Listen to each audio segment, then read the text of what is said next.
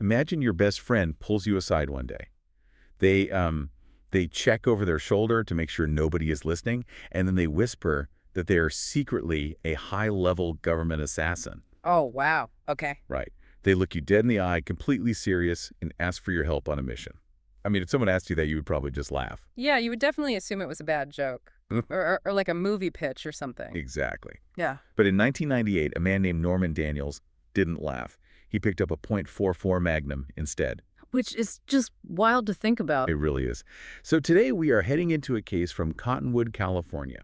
We want to figure out how a seemingly normal, happy life just unraveled into this bizarre web of fake international assassins. Yeah, the goal here is to really understand the fatal consequences of blind trust. Right, and just how easily someone's reality can be completely rewritten by the person they, look up to the most. So let's jump right into it. So, to understand how things went so terribly wrong, we really have to look at the people involved before any of the madness started. On the surface, this was just, an ordinary, hardworking family. Sorry about Todd and Carol Garton, right? Exactly, Todd and Carol. They actually met years earlier in the indie rock music scene up in Oregon. Carol was this free-spirited singer-songwriter, and Todd played in a band. Okay, so they were artists. Yeah, they fell in love, got married in 1991, and then decided to pack up and move down to California. They really wanted to just build a solid foundation together. That transition, from being young musicians in Oregon to putting down roots in California, it sets up a very grounded picture. They were leaving the fantasy behind for a practical life. They absolutely were. Todd actually joined the Marines, and then after he finished his service and got an honorable discharge, he shifted gears entirely. What did he end up doing? He started his own fencing business. And we're talking about building physical fences, which is tough, heavy labor. But he built the company from the ground up. That takes a lot of dedication. It does. And he did this alongside a good friend he met named Dale Gordon. Dale was also a Marine veteran. And what about Carol? Did she keep up with the music? No, she let go of the music dreams, too. She started working at a local insurance company, and by all accounts, she was universally liked by her coworkers and neighbors. So she was just a very steady, warm presence in the community. Exactly. People really respected her. They built this very stable home. And the one thing they both desperately wanted was to start a family. Right, but that didn't happen right away, did it? No, they actually tried for years without any success. But finally, in 1997, after 4 long years of hoping and waiting, Carol found out she was pregnant. Oh, she must have been thrilled. She was absolutely elated. She even cut her work hours down to part-time just so she could focus entirely on her health and, preparing for the baby. The picture here is incredibly clear. You have a couple who worked hard, settled down, and are finally expecting their first child. There are just no obvious cracks in the foundation at all. Right. Everything appeared absolutely perfect until May 16th, 1998. At this point, Carol is 8 months pregnant. Okay, so she's very close to her due date. Very close. It's a Saturday, and there's a local gun show happening in Cottonwood. Todd is volunteering at a booth there, working alongside his business partner, Dale. And there was a third guy with him, too, right? Yeah, another friend of theirs, a 28-year-old Army veteran named Norman Daniels. Norman worked for Todd's fencing company. He basically spent his days digging post holes and doing the really heavy lifting for Todd. Got it. So they're all hanging out at this gun show. Exactly. And Carol decides to drop by to visit her husband. Well, that makes sense. It's a weekend. She wants to see him. But being 8 months pregnant and walking around a crowded event, that has to be exhausting. Oh, for sure. She hangs out for a few hours, but she understandably gets very tired. She tells Todd she needs to go home and just rest. Does Todd leave with her? No, Todd and Dale want to stay at the booth until the show officially closes. So Norman volunteers to play chauffeur. He takes the keys to Carol's white Jeep and drives her home. This is right around 4 o'clock in the afternoon. So Norman is the one who takes her back to the house. Right. Now, fast forward a few hours. The gun show wraps up for the day, and Todd and Dale pack up and head back to the Garton house. But the moment they arrive, the atmosphere is just, it's wrong. What do you mean? What did they see? Well, first, the front door is unlocked, and Carol's white Jeep is nowhere to be seen in the driveway. Wait, but Norman drove her home in that exact car? If the car is gone, something has shifted drastically since she left the gun show. Exactly. Todd and Dale walk inside, and the house is just dead silent. They make their way into the master bedroom, and they find Carol. Oh, no. Yeah, she is lying on the bed, entirely unresponsive, in a massive pool of blood. Todd frantically pulls her onto the floor, getting covered in blood himself, and tries to perform CPR while Dale calls 911. That is just a devastating image. A quiet Saturday afternoon turning into a nightmare in an instant. The 911 call comes in at 6:50 p.m. The paramedics arrive shortly after, but there is just nothing they can do. Carol is declared dead at the scene. What did the police find out about what actually happened to her? The violence of the crime was really staggering. The medical examiner later determined that Carol had been shot 5 times with a .44 Magnum. 5 times. Yes, she was shot 3 times in the head, once in the side, and once in the leg, and tragically, that final shot struck her unborn fetus. A .44 Magnum is an incredibly massive, powerful weapon. I mean, it's the kind of firearm designed to take down large game, like a bear. It is. Using it on a sleeping pregnant woman in her own home is an act of extreme overkill. When the police arrive to take over the scene, they are walking into an absolute tragedy. They have this grieving husband covered in blood, and they have to start looking for whatever threads they can pull. Where do they even start? Well, the investigators start combing through the house, and the most glaring clue is actually what they do not find. The crime scene is bizarrely pristine in all the wrong ways. Pristine, like cleaned up. Yeah. Well, there is absolutely no sign of forced entry. The doors and windows are perfectly intact. Beyond that, there is zero sign of a struggle. Wow. The furniture is untouched. Nothing is knocked off the nightstands. And despite a massive revolver being fired 5 times in that small room, there are no shell casings anywhere on the floor. The lack of a struggle is what makes this so terrifying for you as the listener. It implies Carol was comfortable with the killer. I mean, she was safe in her own bed until she wasn't. Exactly. And the missing shell casings indicate this wasn't a panicked robbery gone wrong. The killer took the time to clean up. They bent down, picked up their brass off the floor, and walked out. That level of composure is definitely chilling. The police have to be looking straight at Norman Daniels, right? Considering he was the last person to see her alive and he left in her car. Oh, absolutely. They immediately launch a search for Norman. He never showed up for his scheduled work shift that evening, and he's not answering the door at his apartment. Did they talk to anyone who knew where he was? They speak to his roommate, who confirms that Norman briefly stopped by the apartment earlier that afternoon. And crucially, the roommate says Norman was driving Carol's white Jeep. So they know he's alive, and they know he was behind the wheel of the victim's missing vehicle right after the murder. What's the next move? The police set up surveillance at Norman's apartment building and start canvassing the wider area. Eventually, a patrol officer spots the white Jeep. Where was it? It's tucked away, hidden in the parking lot of a local park just across the county line. Detectives inspect the car and find it perfectly clean. There's no blood, no weapon, no immediate evidence inside. So he ditched it. Yeah. And while one team is securing the vehicle, the detectives staking out Norman's apartment see a taxi cab pull up to the building. Norman steps out of the taxi, and the police immediately swarm him and place him under arrest. Wow. So they get him into an interrogation room. Does he play dumb or does he know it is over? He tries to play it off at first. He gives the detectives a story that sounds just plausible enough, if you don't look too closely. What is his excuse? He admits he drove Carol home. He says they went inside and she asked him to stay and watch a movie with her. Okay, that sounds pretty innocent so far. Right. According to Norman, about 20 minutes into the film, Carol got tired and went to the bedroom to take a nap. He claims he stayed on the couch, finished watching the movie, and popped the tape out of the VCR. And then he just left. He says he briefly popped his head into the hallway to tell her he was leaving, and then took her Jeep to return the tape to the video rental store. Taking a taxi home after hiding a friend's car in a park in the next county completely shreds that alibi. Exactly. The detectives press him on the taxi and the hidden Jeep, and Norman just freezes. He has absolutely no logical explanation. I bet. And while he's sitting there sweating, another team of police has executed a search warrant on his apartment. What they find obliterates his movie rental story entirely. What did they find in his place? Hidden in his room, they find clothing soaked in blood. They find a .44 caliber revolver. And crucially, they find the spent shell casings that the killer took the time to pick up from Carol's bedroom floor. So the physical evidence is completely undeniable at that point. It really is. The detectives walk back into the interrogation room and just lay this evidence out on the table. Yeah.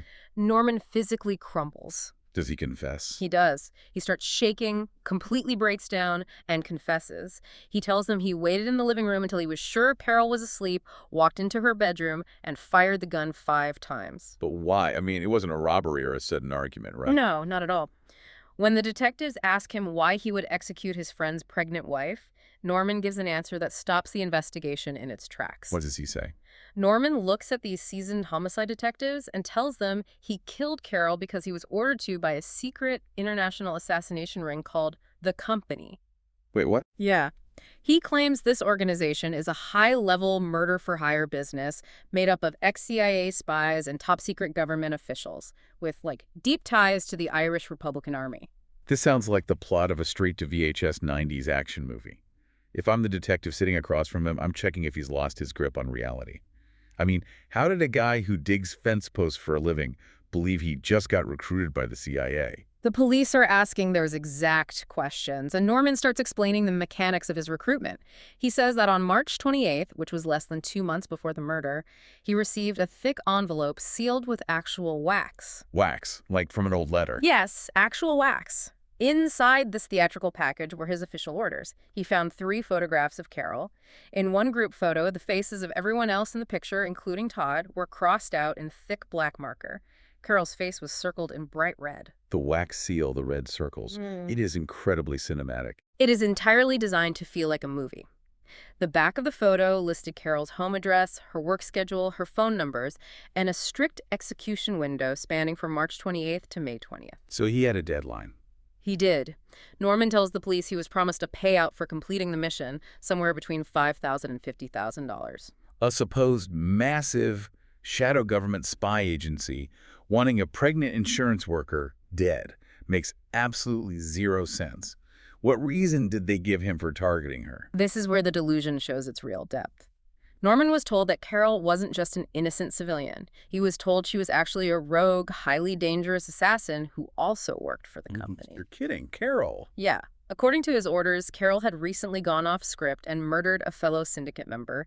Norman believed this was a sanctioned hit to take out a dangerous operative. When someone is drowning in debt like Norman was, trying to support a young son on a fence builder's salary, their critical thinking just shuts down completely. They're not looking for a logical way out. They're looking for a life raft. That's a great way to put it. So who handed him this envelope? Who painted an anvil to look like a life raft and convinced him to hold on? Norman tells the police he was recruited by the only person he knew who was already inside the organization. The man who personally hand-delivered that wax-sealed envelope to him was Todd Garton, Carol's husband. The same grieving husband who was rolling around in his wife's blood, pretending to do CPR. The very same. Norman explains that Todd was the architect of this entire reality. How did he even convince these guys to believe him? When you look at the social dynamics of their fencing company, you start to see the mechanism of how this manipulation worked. Dale and Norman were both military veterans, but they served in non-combat engineering and support roles. Oh, okay. Todd, however, was a Marine. He used that background to assert himself as an unquestionable authority figure. While they were doing mundane physical labor in the hot California sun, Todd would spin these vivid, intricate tales about his past. What kind of stories? He claimed that before the Marines, he flew to Ireland as a teenager and fought in urban shootouts with the IRA. He told them stories about going on Black Ops sniper missions deep in the jungles of South America to take out drug lords. So he wasn't just telling tall tales at a bar to sound tough. He was actively isolating them in a shared delusion. He made the real world seem boring and positioned himself as an action hero boss that they had the privilege of working for. That is the core of it. Dale actually told police later that he viewed Todd almost like a commanding officer. Todd realized he had this captive, obedient audience who took his word as gospel. And he knew Norman was desperate for money. Exactly. He knew Norman was struggling financially, so Todd dangled this fake, glamorous world of high-stakes contract killing in front of him. Norman thought he was finally part of something important. Did Norman ever interact with anyone else in this supposedly massive organization, or did all roads lead back to Todd? Norman claimed he frequently communicated via email with a high-ranking handler known only as Colonel Sean. Let me guess. Colonel Sean was the shadowy figure who supposedly authorized the hit on Carol. But when the police got a warrant to search the electronics and trace the IP address of Colonel Sean's emails, Every single message came straight back to Todd Garton's personal computer. So it was all him. Yeah, there was no company, there were no ex-CIA agents. The entire syndicate was a custom-built reality designed solely by Todd to control the people around him. It's one thing to tell tall tales, but it takes a staggering level of psychopathy to use a fake spy agency to convince a struggling father to pull the trigger on your own pregnant wife. It really does. So if there was no rogue assassin plot, what was Todd's actual grounded reason for wanting his family dead? To find the real motive, the detectives didn't have to unravel international espionage. They just had to attend Carol's funeral. Really? What happened at the funeral? Detectives went to the service to observe Todd's behavior in public. And while he was playing the role of the shattered widower for the crowd, investigators noticed a woman standing uncomfortably close to him the entire time. Like, too close for comfort. Yeah. Their body language was deeply familiar, far beyond two friends comforting each other in grief.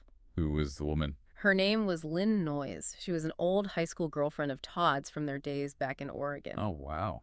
Detectives started digging into her background and discovered that Todd and Lynn had rekindled their romance about 6 months before the murder. They decided they wanted to be together permanently. Why not just get a divorce? Well, neither of them wanted to deal with the messy, expensive, and public process of getting a divorce. Instead, they decided the cleanest way to start a new life together was to simply eliminate their spouses and cash in on a mountain of life insurance money. These elaborate cinematic lies, the CIA, the IRA, the wax seals, the sniper missions, they were all just smoke and mirrors masking the most boring, common motive in human history. Just plain old greed. A guy wanting to run off with his high school girlfriend and a paycheck. But wait, if they both wanted to avoid a divorce, that means Lynn's husband was on the chopping block too. He absolutely was. Lynn was married to a man named Dean Noyes, and Dean was actually the very first target assigned by the company. So they tried this before Carol. Yes. A few months before Carol was killed, Todd set up what was supposed to be their first real mission. He used this to condition Norman and Dale. How did that play out? He convinced both of them to drive all the way up to Oregon with him to assassinate Dean. Todd told his crew that Dean was stealing money from the group and had a bounty on his head from a rival organization. So the Oregon trip was the training ground. Todd wasn't just asking for a murder on day one. He was testing his control over them with a target they didn't know personally. Precisely. It was the psychological bridge that made Norman comfortable with the idea of killing. Todd even introduced them to the supposed operations manager of the company, who was going to provide them with ground intel and the key to the target's house. Well, operations manager had to be Lynn. It was Lynn. She literally handed them the key to her own front door to go inside and kill her husband. That is incredibly cold. It is. Todd, Norman, and Dale drove to Oregon, put on ski masks, grabbed their weapons, and approached Dean's house in the dark. But the entire plan fell apart on the porch. What went wrong? The key Lynn provided didn't work in the lock. They stood there fumbling with the door, got spooked that a neighbor might see them, and decided to abort the mission. So they just ran away. Yeah. And as they were running away from the property, Todd unscrewed the silencer from his gun and tossed it over a fence into a neighbor's yard. Wait, did that piece of evidence actually exist, or was it just another one of Todd's stories? No, it existed. When police later investigated Dale and Norman's account of the Oregon trip, they tracked down that specific neighbor. The neighbor confirmed they had found a gun silencer in their yard months earlier. Wow, so that proved they were telling the truth. Exactly. That physical piece of evidence proved the Oregon hit wasn't just tough talk.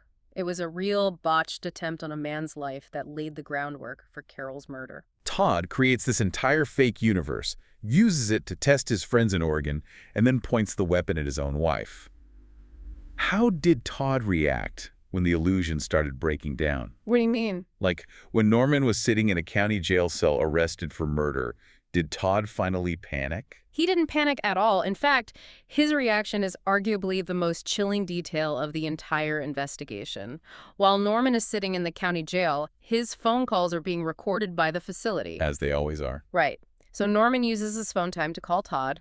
Todd answers the phone, and his voice is completely upbeat and casual. He knows he's talking to the man who just put 5 bullets into his wife, and he knows jail calls are monitored. He knows all of it, and he just does not care. Todd says, "What's going on? Talk to me, so you said you did it." He slips right back into his character as the untouchable spy handler. That's insane. He confidently tells Norman, "Listen, I'm going to get on the phone with the big boys and see what we can pull here." He promises to use his high-level connections in the company to orchestrate Norman's rescue. So there's no grief, no anger. None. There is no screaming at the man who killed his family. He is just calmly playing the game. He wasn't just lying to Norman and Dale. He was almost high on his own supply. Yeah. He was so addicted to playing the character of the mastermind that he couldn't drop the act, even when the reality of his wife's death was staring him in the face. It's terrifying how someone can be so devoid of empathy that they view the people around them strictly as pawns on a board. It really shows you how easily reality gets distorted when you blindly trust an authority figure. What were the final consequences for everyone involved when the police laid all the cards on the table? Well, the legal fallout brought the entire fantasy crashing down into harsh reality. Todd Garton was identified as the mastermind, and the jury saw right through his narcissism and manipulation. What did he get? In 2001, he was convicted of first-degree murder for the deaths of Carol and their unborn child. He was sentenced to death. And what about Norman? Norman Daniels, the man who ultimately pulled the trigger because he chose to believe a lie instead of facing his reality, was sentenced to 50 years in prison. And Lynn Noyes, who handed over the keys to her own house and went along with the plot to replace her life with insurance money. Lynn pleaded guilty to 2 counts of conspiracy to commit murder. She received a sentence of 25 years to life in prison. What happened to Dale Gorton? Dale, the friend who went on the botched Oregon trip but did not participate in Carol's murder, agreed to testify against Todd. His testimony was actually crucial in breaking down the lie for the prosecution. Did he serve time? He did. Dale pleaded guilty to his role in the plot to kill Dean and was sentenced to 10 years in prison. He ultimately served about 8.5 years before being released. It is just a profound tragedy. Carol and her baby lost their lives, not to some dangerous international syndicate, but to a fabricated fantasy world built by the exact person who was supposed to protect them. A dangerous world that never existed anywhere outside of Todd Garton's mind. It leaves you with something really heavy to think over. Todd spent years meticulously building this intricate fictional world where he was a powerful, untouchable mastermind. Right. He truly believed he was in total control of life and death, just directing people like characters in a movie. But now, having exhausted all of his legal appeals by 2018, he has spent over 2 decades trapped in a tiny cell on California's death row. Which is the most restrictive, powerless reality imaginable. Exactly. You have to wonder, does decades of endless waiting with zero control over when he eats, sleeps, or eventually dies serve as a more fitting, ironic punishment for a control-obsessed narcissist than the actual sentence itself? Thank you for joining us on this deep dive. We'll see you next time.